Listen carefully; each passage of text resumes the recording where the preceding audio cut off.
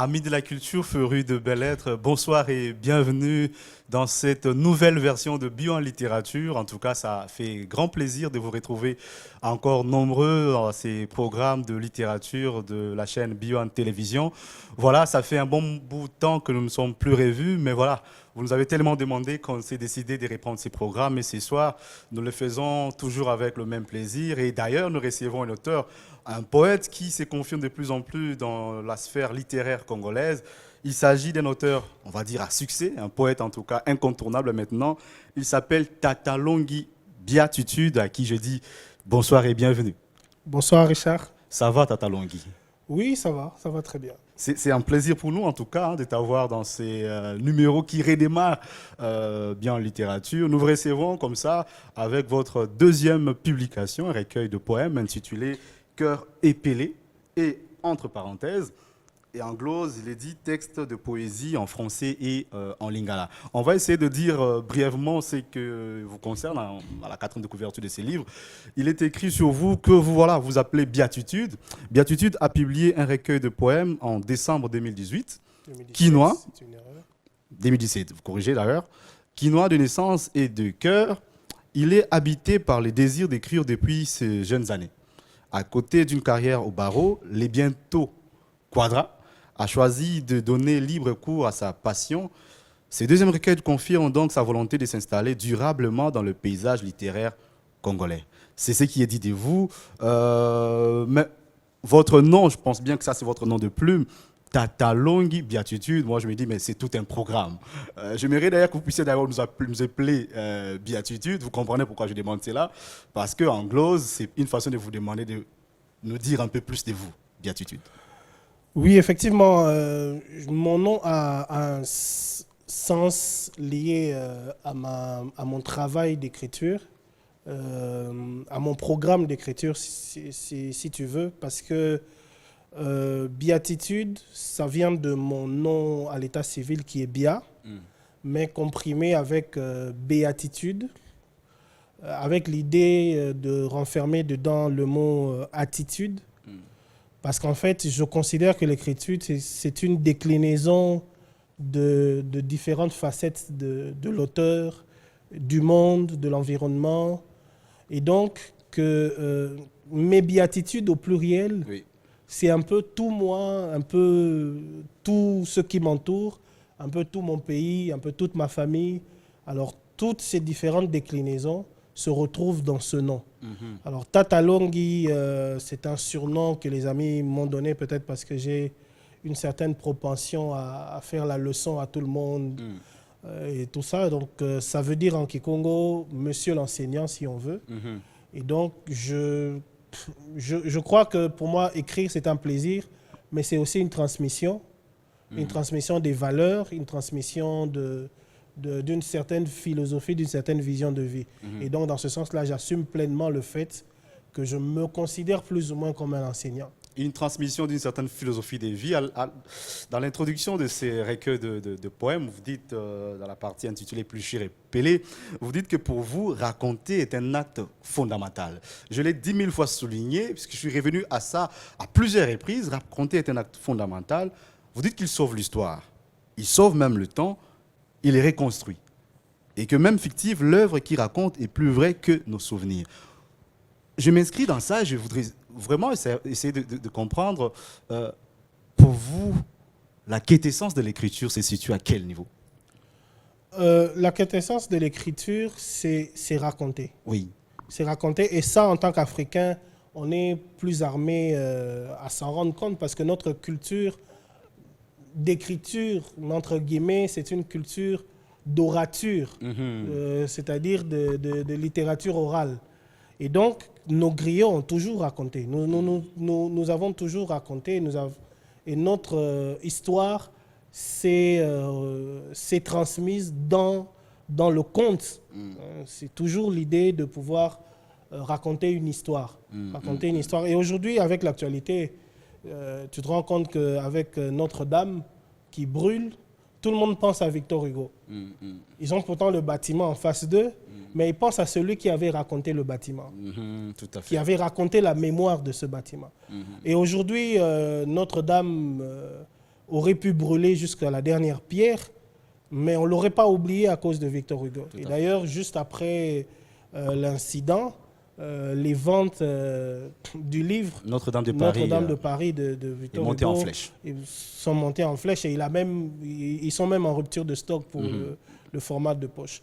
Donc c'est pour dire que on ne se rend pas suffisamment compte de l'importance de raconter, mais c'est fondamental dans la construction d'une identité collective, nous en tant que peuple, mais aussi dans la transmission des valeurs.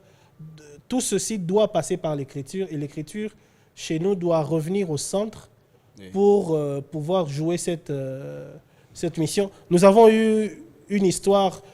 Moi, j'ai toujours considéré que les écrivains congolais peuvent avoir toutes les excuses, infrastructures, mais ils ne peuvent pas avoir l'excuse de manquer de sources d'inspiration. Tout à fait. On a eu une histoire romanesque en elle-même, l'indépendance, Lumumba avec de la tragédie, avec de la comédie aussi, et tout ça. Donc, on a un roman en face de nous, en perpétuelle construction. Donc, il n'y a pas de raison pour qu'on ne puisse pas être inspiré.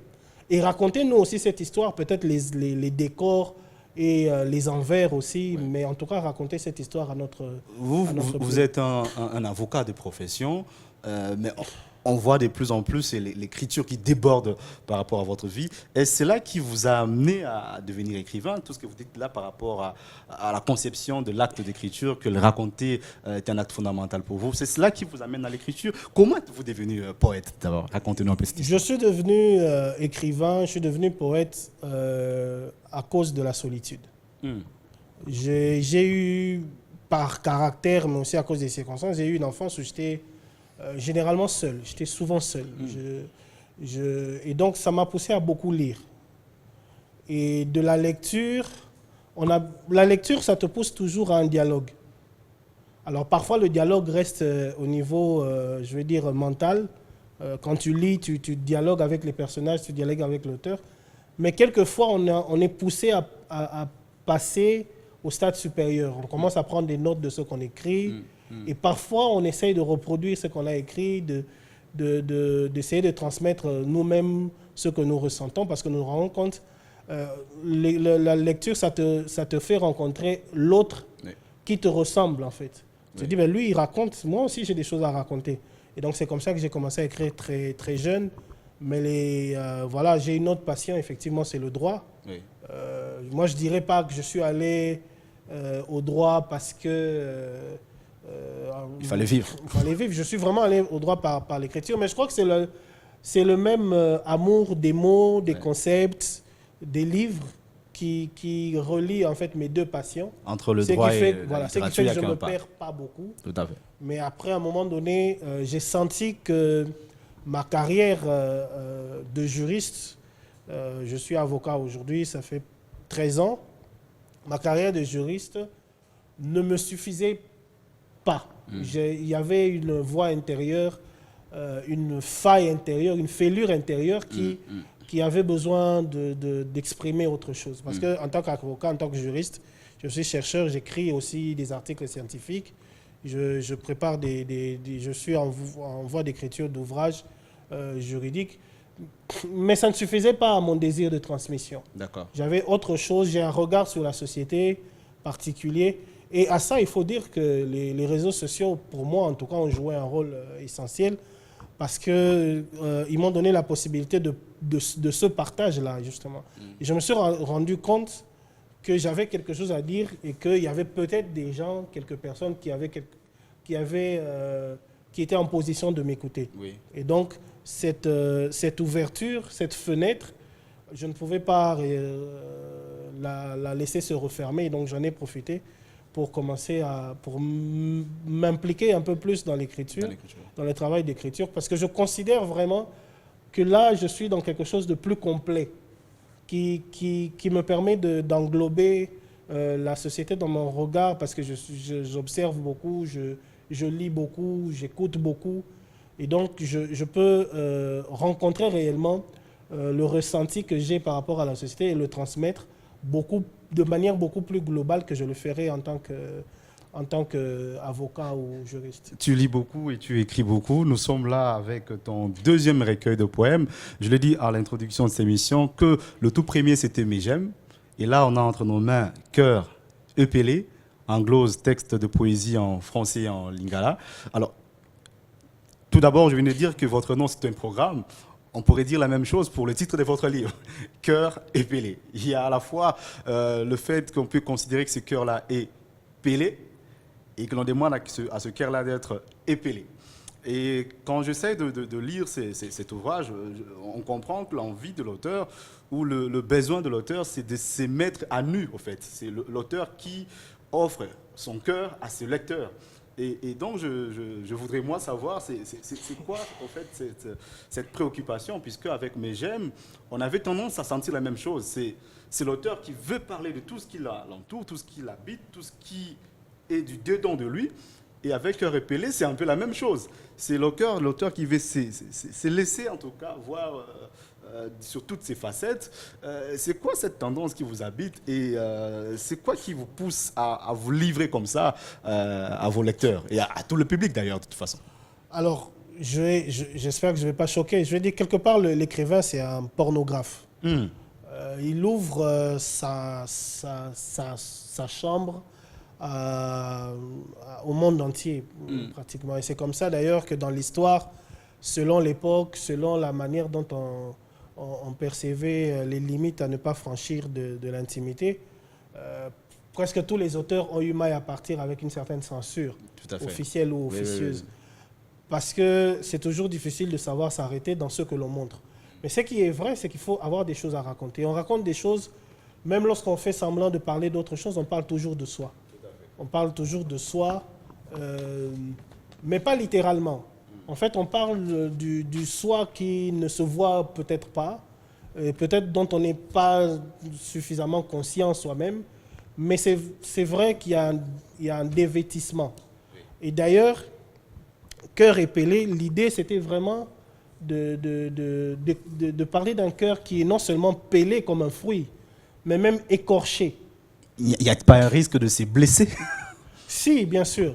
Je crois qu'il y a une phrase qui m'est revenue une fois et que j'aime beaucoup, c'est que avant que ta littérature puisse déranger le monde, parce que le but de la littérature, on ne se cache pas, c'est déranger le monde. C'est quelque chose qui vient comme un cheveu dans la soupe pour empêcher le manège de tourner sans couac. Et donc, avant de déranger le monde, ta propre littérature doit te déranger toi-même. Les auteurs sont souvent des gens qui sont dérangés.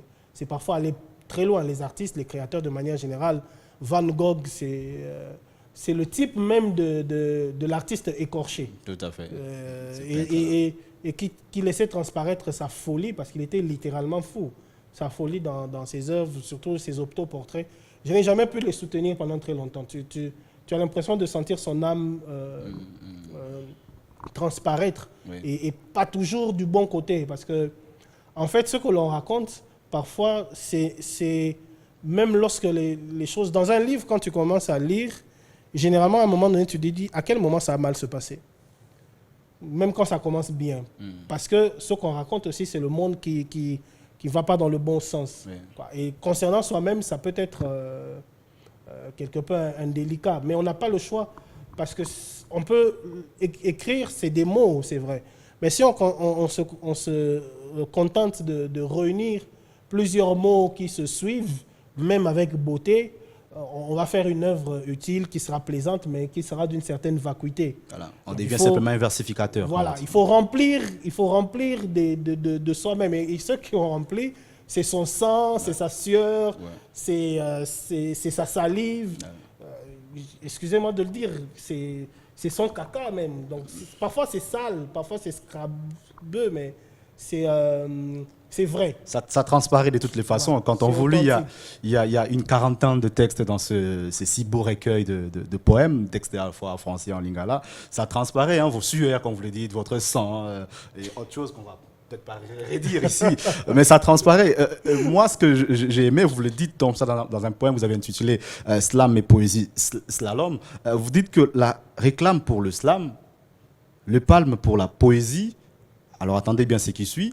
l'islam, c'est déclame, mais la poésie, c'est lit. Et nous, on a une grande chance, bien en littérature, de vous recevoir en tant que poète sur ces plateaux. On ne peut pas vous laisser partir sans pour autant que vous puissiez nous gratifier d'une bonne lecture, n'est-ce pas, d'un de textes de ces si beaux recueils de poèmes. Tata Longhi, une lecture de Alors, je vais Pierre Epelé. peut-être vous prendre à contre-pied parce que je vais lire, c'est vrai, l'émission est en français, mais je vais lire un texte en lingala parce que je suis quinois et les Quinois, on est naturellement bilingue. Et donc, le bilinguisme transparaît aussi dans mon travail de création. Obosani Tango. Love Nakosenga. Ngande Nakabela Yo Yango. Et comme gauche-droite. Kolelisanga Utatongo. Obosani na yo. Tango na ye kolisaka yo tango. Zongisa elongisima. Zongiselanga lolango. Ozui mapata uta oyekola kotambola na mapata. Otali ngai pamba na zongi mwana ya mpata. Na butu na kolela lokola mwana zanga tata. Awa bolingo na ngai ekomi mboka ya bakata. Otiki nga na balabala ndenge eyemba balanga. Otika kosekisa ngai ekawusa ya ngai bilanga. Pinzoli na ngai ekoma mbula ekimisa elanga. Obosani yonde osengaka balanga. Olobaka ngai roi des tendres bolingo ngeli. Okei ogaze obotoli ngai pema na bibundeli. Ozalaka maman douceur okomi melibeli. Nazalaka bébé choucœur wana na ebandeli. Nayebi basombi yo na mbongo okei neti mercato. Olandi madine Paris epa na ngai bilamba ya kato. Na bandoto kitoko pona yo opesi ngai rato. Na landi yo na bakalin okimi ngai na ba salto. Je vais m'arrêter là parce qu'il est un peu long. Si j'avais mes deux mains, j'allais applaudir fortement. Tiens, j'allais de toute façon venir aussi sur ces points-là. Parlons de cette volonté de marquer ton écriture en lingala. Une langue nationale de la RDC. C'est vrai, c'est que nous suivent de par le monde. Les gens adorent le lingala. Et là, on vous voit venir avec un texte en lingala. On a déjà eu à vous retrouver avec un texte du genre, on a le même aussi en lingala dans le premier recueil de poèmes, mais j'aime. Quelle place occupe cette langue-là dans votre poésie, je vais dire dans votre acte d'écrire? Le lingala, c'est naturellement une langue d'écriture pour moi. Mais peut-être que je m'en suis rendu compte de manière assez tardive, parce que pendant très longtemps, j'ai écrit, comme j'écrivais pour moi-même, j'écrivais en français. Mais j'ai eu la chance de rencontrer des étrangers, notamment africains, et on ne se rend pas suffisamment compte à quel point notre langue est aimée grâce à la musique. Tout à fait. J'ai vu des Ivoiriens qui connaissaient par cœur des chansons de Kofi, de Fali, et qui te demandaient à chaque fois, une fois je me souviens à l'aéroport de Nairobi, dans un des restaurants, il y a le gérant qui, quand il a vu que j'étais congolais, il est venu me poser des questions sur des chansons de tout le répertoire congolais depuis l'indépendance. Tel mot, qu'est-ce que ça veut dire? Tel autre mot, qu'est-ce que ça veut dire? Le contexte, comment dire ceci et tout ça. Donc il y a un amour pour notre langue qui est assez manifeste. Et donc je pense qu'ici, chez nous, nous considérons malheureusement le lingala comme la langue, comme on dit, vernaculaire, c'est-à-dire la langue pour la rue.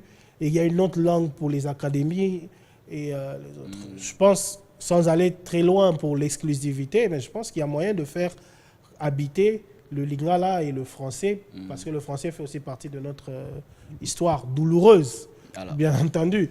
Mais le lingala peut tempérer cette douleur-là, parce que le lingala, c'est nous, et c'est quelque chose qui permet peut-être à tout le Congo, hein, dans toutes les provinces, on parle lingala, de se retrouver dans quelque chose. Mais au-delà de lingala, c'est aussi de la place pour toutes les langues. Il faut qu'on écrive dans toutes nos langues. Et je sens, et j'ai toujours senti qu'au niveau de la pertinence de mon écriture, lorsque j'écris en lingala, par exemple sur les réseaux sociaux, j'ai l'habitude de partager des dialogues en lingala un peu humoristiques. Il y a une pertinence, il y a un retour de la part des lecteurs. Je sens que les Congolais, les Quinois se retrouvent dans cette langue. Et donc, il ne faut pas que nous, les créateurs de la littérature, nous puissions priver ce public-là de pouvoir lire dans une langue qui peut-être lui parle plus ou différemment, qui parle à... Je crois que tel que nous grandissons, notre cerveau s'est habitué à séparer les choses. Il y a des choses qu'on dit mieux en français à cause de l'école et tout ça, mais il y a des choses qui naturellement nous parlent en lingala lorsqu'on est quinois. Et donc chez moi, c'est même... c'est un aboutissement heureux et naturel. Et je crois que le lingala prendra de plus en plus de place dans mon travail. Ça, je voudrais bien vous le demander, puisque j'ai constaté qu'il n'y avait que 3 textes en lingala et l'ensemble du recueil est resté en français, alors que vous nous annonciez en glosse du titre et que le texte sont à la fois en français et en lingala, mais c'est le français qui a le plus dominé. Je crois que 98% de textes en français et que 2% de textes en lingala. Bon, je sens que tu n'es pas mathématicien. Ah oui, ça, c'est pas du tout mon monde. On va dire 80%. C'est vrai que le lingala, plutôt le lingala est minoritaire parmi mes textes, parce que j'ai dit que j'ai commencé... c'est quelque chose que j'apprends aussi. Oui. Hein. L'écriture en lingala, c'est pas la même chose que parler en lingala. C'est quelque chose que j'apprends. Mais ça prendra de plus en plus de place. Et d'ailleurs, il y a parmi mes projets artistiques, il y a un projet que je suis en train de préparer qui est exclusivement en lingala. Ce n'est pas proprement de la poésie, mais c'est un projet qui se donne la mission de raconter Kinshasa à travers des personnages quinois, mais qui vont parler exclusivement lingala. Ce que moi je voudrais, c'est à la fois que le lingala nous serve à nous retrouver dans notre propre authenticité. Donc le lingala me parle, mais je voudrais aussi que, d'une certaine manière, nous puissions, grâce au lingala, parler au monde entier. Tout à fait. Donc c'est une démarche... Tout à fait. L'essentiel du recueil, c'est vrai que je ne suis pas fort en mathématiques, vous le dites très bien, mais je sentis qu'il y a une grande part d'une thématique de l'amour, en fait. C'est l'amour, en tout cas, qui prend une grande place dans ces recueils. Et moi, je me suis dit, on pourrait même appeler Cœur épelé Mais j'aime 2. Puisqu'il y avait de l'amour dans Mes j'aime, il y a de l'amour dans Cœur épelé. Pourrait-on oser dire que le thème de l'amour est un thème de prédilection pour le poète Béatitude? Je crois qu'il n'y a que l'amour. Il n'y a que l'amour, quel que soit l'angle que l'on prend, il n'y a que l'amour. Même lorsque je parle du pays, de la ville, c'est vraiment quelque chose de très intime, de lié à mon amour de Kinshasa, par exemple. C'est très intime. Mes colères aussi sont des colères d'amour. Parce qu'il y a parfois des textes qui sont un peu forts, un peu colériques, qui sont tristes face à la mort. Mais tout ça, c'est l'amour. Je crois que l'amour a une place fondamentale dans mon paysage, dans mon environnement d'écriture. Et c'est tout à fait naturel parce que j'ai été construit par l'amour depuis mon enfance. J'ai grandi avec ma mère, la famille et tout ça. Maintenant, je suis un homme marié, je suis père et je vis de l'amour et dans l'amour. Et l'amour n'est pas toujours facile. C'est comme ça qu'il y a des poèmes qui sont peut-être plus cyniques ou plus durs. Plus cynique, plus dur, Cœur épelé, c'est à la fois le cri d'un poète à la recherche de son père, c'est les chants aux héros, c'est le cantique comme ça à l'ivresse, hein, c'est la lettre à l'enfant parti trop tôt, c'est la lettre au préso. C'est au-delà de l'amour, c'est aussi une œuvre en tout cas éclectique qui embrasse beaucoup de thèmes à la fois. Mais c'est vrai que l'amour des mots, puisque l'amour est à la base de tout. Ça vous a pris combien de temps comme ça pour aboutir à cette œuvre? Et quel sentiment vous aviez vous-même quand vous êtes arrivé à produire cette œuvre? Ça a été facile dans le contexte congolais de l'édition. On sait que ce n'est pas très facile très souvent. Hein. Comment ça s'est passé pour vous pour arriver à éditer? Parce que ceux qui vous suivent, c'est vrai, ils vont se dire, mais tiens, il y a des gens qui publient de plus en plus, mais comment ils font comment ils arrivent eux à publier? Racontez-nous un peu cette petite aventure et puis on est déjà en train de chuter pour l'émission. Oui, donc j'ai écrit...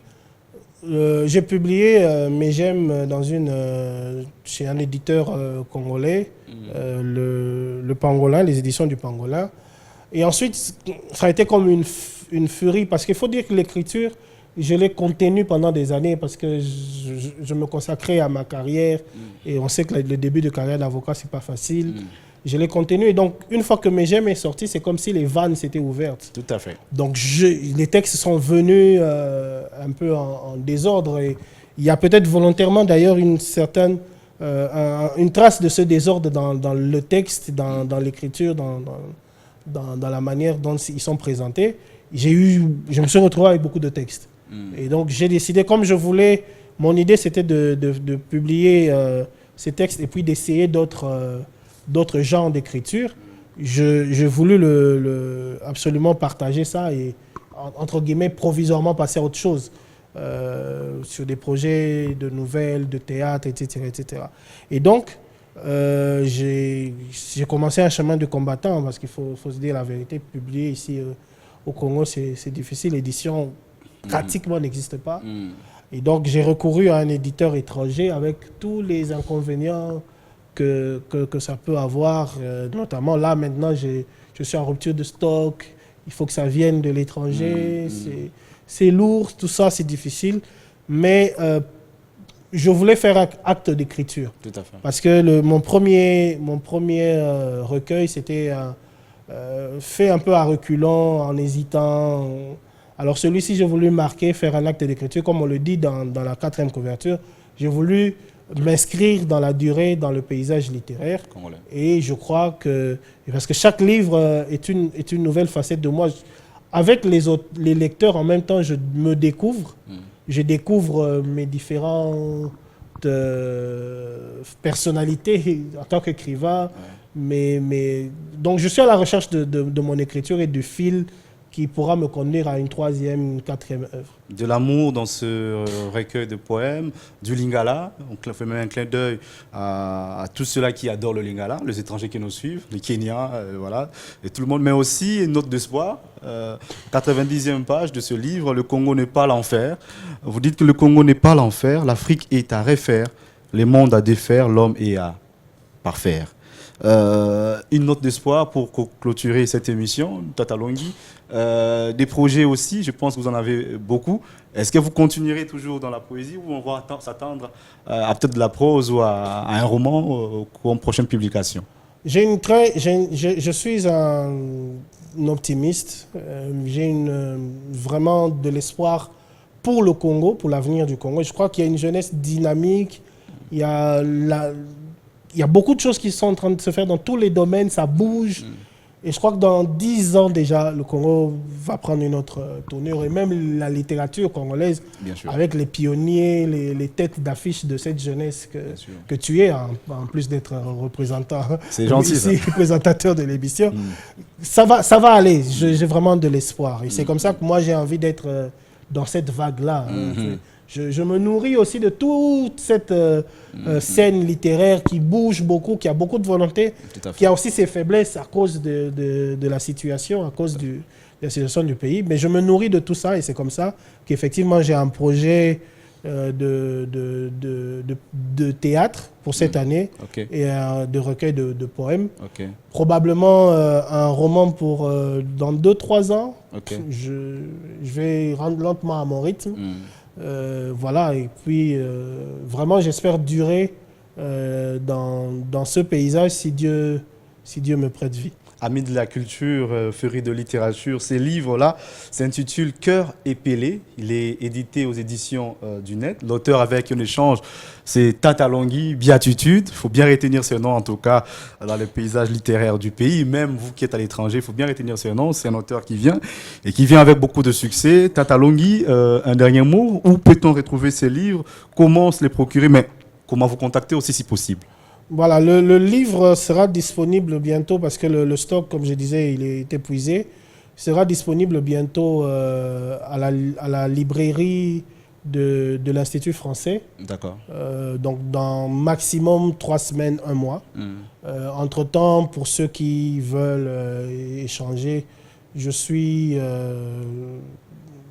disponible au numéro 081 078 86 42. Donc 081 078 86 42. Donc voilà, on espère que la littérature va apporter peut-être ce qui manque dans le paysage culturel congolais actuellement. Et vous avez oublié sur Facebook, on vous joint par... Oui, parce sur que vous êtes Facebook. très actif sur Facebook en tout cas. Sur Facebook, oui, j'ai une page Facebook, je crois que c'est Tata Longui Béatitude, mais également un profil qui est ouvert parce que je partage beaucoup. Tata Longhi Béatitude également. Tata Longhi, c'était un grand plaisir pour nous de vous recevoir dans cette émission. Un plaisir réciproque. Et je souhaite bon vent à cette émission qui repart. Voilà. Et j'espère que ça, avec la littérature, ça va grandir. Tout à fait. Merci en tout cas. Nous souhaitons nous aussi bon vent en tout cas à votre recueil de nouvelles, hein, Cœur épelé. Nous avons eu beaucoup de plaisir en tout cas à les lire, mesdames et messieurs. Je vous dis que vous aurez aussi le même plaisir en tout cas à les lire et vous avez beaucoup apprécié. N'hésitez pas, dans 3 semaines, à chercher à contacter l'auteur pour vous procurer son livre. Nous lui souhaitons en tout cas plein succès. Nous vous donnons rendez-vous en tout cas pour la semaine prochaine, mais nous disons merci en tout cas à toute l'équipe qui a dirigé cette émission. Merci à John Bouy, merci à Sylvie, merci à toute l'équipe, nos caméramans ici, merci à Madame Hélène et on se revoit très très prochainement, même programme, même heure, avec notre invité, un autre auteur en tout cas. Tout ça, c'est pour promouvoir la littérature congolaise et nous vous souhaitons en tout cas une très bonne lecture chez vous. Merci.